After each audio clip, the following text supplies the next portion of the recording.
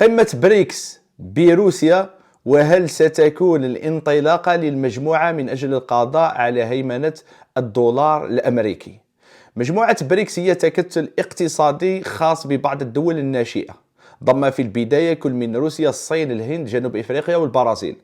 ثم بعد ذلك في الاجتماع الأخير سنة 2023 بجنوب إفريقيا تم ضم دول جديدة متمثلة في السعودية، مصر، الإمارات، إثيوبيا وإيران. المجموعة تشكل 37% من حجم الاقتصاد العالمي، يعني 37% من الجروس دومستيك برودكت، الناتج المحلي الإجمالي للاقتصاد العالمي. الصين لوحدها داخل المجموعة تمثل 70% من الناتج المحلي الإجمالي للدول الأعضاء بالمجموعة. يعني نحن نتحدث على عدم توازن القوى الاقتصادية وحجم الاقتصاد تاع الدول الموجودة بالمجموعة في حد ذاتها. مجموعة بريكس تم إنشاؤها على أساس تكون موازية أو كبديل أو منافسة لمجموعة الجي 7، اللي هما مجموعة الدول اللي تضم أكبر الاقتصاديات في العالم، اللي يعتبروا اقتصاديات دول متقدمة وليست دول نامية. المجموعة لديها بنك يعرف ببنك بريكس، ويسمى بنيو ديفلوبمنت بانك، بنك التنمية الجديد. البنك هذا أسسوه الدول الأعضاء المؤسسين للمجموعة في حد ذاتها. ثم بعد ذلك انضمت دول جديدة كدول أعضاء بالبنك، متمثلة في مصر، بنغلاديش، الإمارات والأورغواي كعضو محتمل، لأنه ما زالوا ما دفعوش صك الإيداع الخاص بالعضوية. بعد أنهم يحطوا صك الإيداع الخاص بالعضوية رايحين يكونوا عضو رسمي في المجموعة. الجزائر مؤخرا تم السماح لها بأن تصبح دولة عضو في بنك مجموعة بريكس. لما تدخلوا اليوم مثلا للموقع الرسمي الخاص بالبنك نيو ديفلوبمنت بانك، ما راحينش تلقاو الجزائر كعضو رسمي داخل البنك. اعتقد انها قضيه وقت فقط. على العموم الدخول الى البنك هذا او الانضمام الى البنك ما يحتاج حاجه كبيره، يكفي فقط أن الدوله تقدم الطالب، بعد ذلك الاعضاء المؤسسين فقط وليس الاعضاء الجدد يدرسوا الطالب هذا، بعد ذلك يتم السماح للدولة إذا تم قبولها بالانضمام وتحط صك الإيداع وتصبح عضو رسمي بالبنك. البنك لديه 100 مليار دولار رأس مال، قيمة مالية للبنك. 100 مليار دولار هذه مقسمة على مليون سهم، بمعنى آخر أنه كل سهم القيمة تاعه 100 ألف دولار، 50 ألف دولار منها مخصصة فقط للأعضاء المؤسسين، أما الباقي 50 ألف دولار الأخرى تقسم على الأعضاء الجدد واللي يشريوا حصص في البنك. وعلى هذا الأساس يتم التصويت على أساس كل دولة وحصتها في البنك وقوتها التصويتية. باش نكونوا واقعيين، البنك حتى الآن ما عندوش تأثير على الدول الأعضاء اللي انضموا مجددا. حتى الآن لما نروحوا نشوفوا التمويل مثلا نلقاو مازال حكرا على الدول المؤسسة للبنك. لو ندخلوا للموقع الرسمي اللي راحين تلقاوه بطبيعة الحال في الوصف تاع الفيديو هذا، راح تلقى باللي اخر تمويل مثلا كان خاص بجنوب افريقيا لتمويل قطاع المياه، والصين لتمويل نقل الغاز المسال. على العموم البنك حتى الان ما عندوش تاثير كبير على النظام النقدي العالمي، خاصه انه راس المال تاعو ما يتجاوز 300 مليار دولار، وتقريبا قيمة مالية وقيمة سوقية لبنك متوسط في الولايات المتحدة الأمريكية. بريكس تقوم كل سنة بعقد قمة خاصة بمجموعة دول الأعضاء بمنظمة بريكس، وتوجه أيضا دعوة لمجموعة من الدول خارج المجموعة في حد ذاتها. آخر قمة كانت في روسيا امتدت من 22 أكتوبر ل 24 أكتوبر السنة الحالية. رايحين تلقاو في الوصف الديكلاريشن تاع الساميت، يعني تاع القمة الخاصة بروسيا الأخيرة، وفيه تقريبا 36 صفحة. أنا مانيش راح نتطرق ليه كله بطبيعة الحال، راح نتطرق فقط ونركز باختصار على الجزء الخاص بالمالية والاقتصاد، واللي ممكن راح يكون عنده تأثير على الدولار الأمريكي، أو ما يعرف بالدي دولاريزيشن أو إزالة الدولار أو هيمنة الدولار الأمريكي. نظام سويفت أو The Society Worldwide Interbank Financial Telecommunication هو نظام رسائل أو اتصال بين البنوك يسمح بالتعرف على التحويلات المالية بين البنوك. بمعنى آخر، أنت لما تروح للبنك وتدير عملية تحويل مالي راح تقدم سويفت كود، هذا اللي الرقم خاص فقط بذلك البنك معرف داخل نظام الاتصال هذا، وراح تقدم معلومات كثيرة حتى لولا التحويل المالي هذا، والبنك بدوره راح يحول المعلومات هذه الى كود ويقوم بارسالها عن طريق النظام هذا اللي هو سويفت، اللي يكون امن وسري ويخلي المعاملات الماليه هذه تمر بطريقه امنه وللمكان تاعها الصحيح وبدون اي مشاكل. بحذف روسيا من هذا النظام اصبحت غير قادره على تحويل اموالها من والى روسيا بالدولار الامريكي. ايضا الغرب وبقياده امريكا استطاعوا تجميد الاموال الروسيه خاصه لدى دول الاتحاد الاوروبي عن طريق الاورو كلير. الاورو كلير او International Central Securities Depository هو نظام مالي مقره في بلجيكا ويقوم بتسوية المعاملات الخاصة بالأوراق أو الأوراق النقدية المالية، مثال شراء وبيع سندات الدول. أوروكلير يضمن العملية هذه ويدخل كضامن، وفي نفس الوقت يوفر العرض والطلب ويحدد كل الإجراءات وكل التشريعات الخاصة بالعملية هذه. الغرب عن طريق النظام هذا استطاعوا تجميد الأموال الروسية التي تجاوزت 200 مليار دولار اللي موجودة أغلبها في دول الاتحاد الأوروبي. والأكثر من هذا صدر قرار مؤخرا أنهم يمولوا عن طريق الفوائد اللي تحصلوها من الأموال هذه، يمولوا أوكرانيا ويقدموا مساعدات لأوكرانيا. هذه المعطيات جعلت روسيا أكثر إلحاحا أو طلبا من أجل إيجاد بدائل للدولار الأمريكي، خاصة لما يتم استخدام الدولار الأمريكي كسلاح سياسي. وبوتين كان واضح جدا ويرى وينظر إلى الدولار الأمريكي أنه أداة مالية مهمة جدا عالميا، يعني تجنب الصيدام مباشرة مع أمريكا فيما يتعلق بالدولار الأمريكي. في نفس الوقت لديه تحفظات أو يرفض استخدام الدولار الأمريكي كسلاح سياسي لفرض عقوبات على دول معينة، على غير روسيا في الحرب الروسية الأوكرانية مؤخرا. الاجتماع هذا تم التطرق للنقطة هذه، والأكثر من هذا الساميت ديكلاريشن، البيان تاع القمة في حد ذاته حمل الكثير من النقاط اللي عندها علاقة بهذا الموضوع وكيفية الابتعاد عن الدولار الأمريكي أو على الأقل توفير بدائل خارج الدولار الأمريكي. الإعلان الخاص بالقمة حمل النقاط الأساسية التالية: دعوا إلى إصلاحات النظام النقدي العالمي، هذا أمر ليس بالجديد. أيضا نقطة مهمة اللي هي الترحيب بفكرة أو اقتراح روسيا أو مبادرة روسيا لإنتاج بورصة القمح الخاصة ببريكس، بمعنى آخر بورصة جديدة مغايرة للبورصة الحالية أو موازية لها اللي خاصة بالقمح، تكون خاصة بالقمح مبدئيا ثم تتطور إلى منتجات فلاحية أخرى. الأمر هذا ممكن خاصة أن روسيا مصدر مهم للمنتجات الفلاحية خاصة للقمح، ولكن من الصعب جدا أنه ينافس البورصات الحالية وأنه تنضم ليه الكثير من الدول.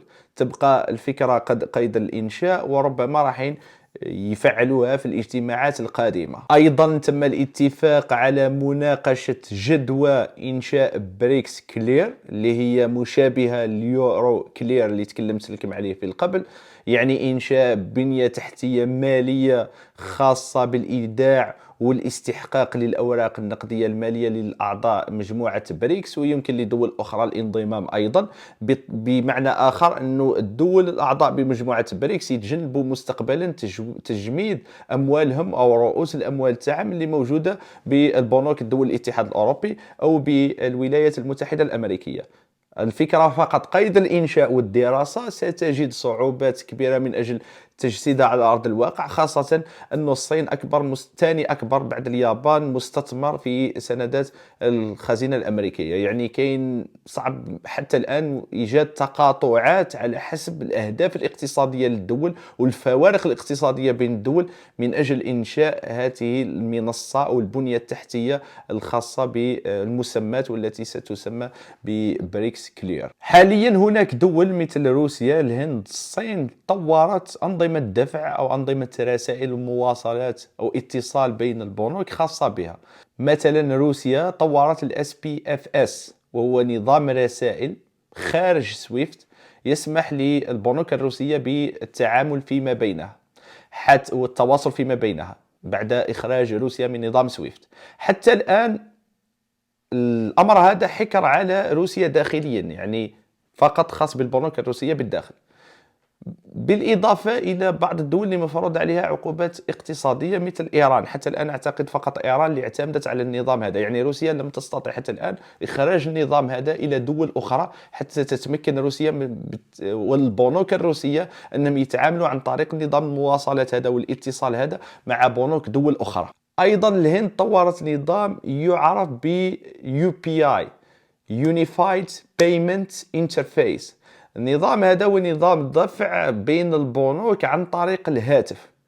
استطاعت الهند أن تنقله حتى لدول أخرى مثل الإمارات مؤخرا، ولكن حتى الآن النظام هذا خاص فقط بالدفع عن طريق الهاتف بين البنوك، يعني معاملات مالية صغيرة ومحدودة وجد ضيقة، وما غير موسع حتى الآن أنه يشمل المعاملات المالية الكبرى بين البنوك ومختلف المعاملات المالية المعروفة، وحتى إتمام تبادل الأوراق المالية والدخول كالبنك كوسيط في الإمبور إكسبور وغيرها من المعاملات المالية الخاصة بالبي تو بي، يعني بيزنس تو بيزنس. الصين أيضا طورت CIPS اللي هو الكروس بوردر انتر بانك Payment System. النظام هذا مدمج أيضا مع سويفت، يعني مثلا بنك يعتمد على CIPS يستطيع أن يتبادل أو يقوم بتحويل مال أو مبلغ مالي إلى بنك يتعامل مع سويفت. الصين استطاعت أن تنقل حتى الآن النظام هذا إلى مجموعة من الدول وإلى مئات البنوك. بطبيعة الحال مئات البنوك يبقى رقم صغير باعتبار أن سويفت حتى الآن عنده أكثر من 11,000 مؤسسة مالية موزعة، وتعتمد عليه 11,000 مؤسسة مالية موزعة على 200 دولة. على العموم دول مثل روسيا، الهند، الصين استطاعوا أنهم يطوروا أنظمة، وهذا الأمر ليس بذلك التعقيد هو كيف يقنعوا الدول الأخرى أو يمدوا تلك درجة الأمان والثقة في اقتصادهم في حد ذاته، خاصة أنهم دول يفرضوا الكابيتال كنترول باش ينضموا إلى هذه الأنظمة، لأنه هذا الأساس. أي دولة تستطيع أنها تدير أي نظام مهما يكون محليا. الجزائر مثلا عندها بعض الأنظمة المحلية الخاصة بها، ولكن هل تستطيع أن تنقل الأنظمة هذه إلى خارج الجزائر؟ الأمر صعب جدا. لذلك حتى الآن مازال الأمر مقتصر داخليا مع أنظمة دفع محدودة خاصة ببعض العمليات المالية القليلة، باستثناء الصين إذا اعتبرنا أن نظام الاتصال الخاص بها الموازي إلى سويفت هو أساسا مدمج مع سويفت، يعني ما كانش إشكال معه على الغالب، وداخل مع سويفت ويعمل أيضا مع سويفت، وتقريبا لم يأتي كمنافس لسويفت أو حل بديل لسويفت في حد ذاته. هي الصين فقط حاولت تطور النظام هذا في حالة ما إذا عقوبات معينة على الصين أو مشاكل جيوسياسية تستطيع الاعتماد عليه حتى ولو يحذف من سويفت. ولكن لما يحذف من سويفت راح تلقى الصين مشاكل كبيرة كيفاش تتعامل مع الأنظمة البنوك المؤسسات المالية التي تعتمد فقط على سويفت وما تعتمدش على النظام الخاص بها اللي هو CIPS. بطبيعة الحال الدول الأعضاء بمنظمة بريكس حتى الآن يدرسوا بيناتهم إمكانية الاعتماد على نظام اتصال أو مواصلات مثل خاص بالعمليات المالية مثل نظام سويفت. حتى الآن على أرض الواقع لا وجود الأمر هذا، هم يدرسوا الأمر، يعني فقط دراسة أو محاولة إيجاد أرضية باش يخرجوا بنظام موحد يجمع مثلا الأنظمة هذو في ثلاثة ويعتمدوا على نظام واحد، مثلا النظام الخاص بالصين. في نفس الوقت الحديث على عملة بريكس هذا كلام تقريبا لا معنى له حاليا بالمعطيات الحالية.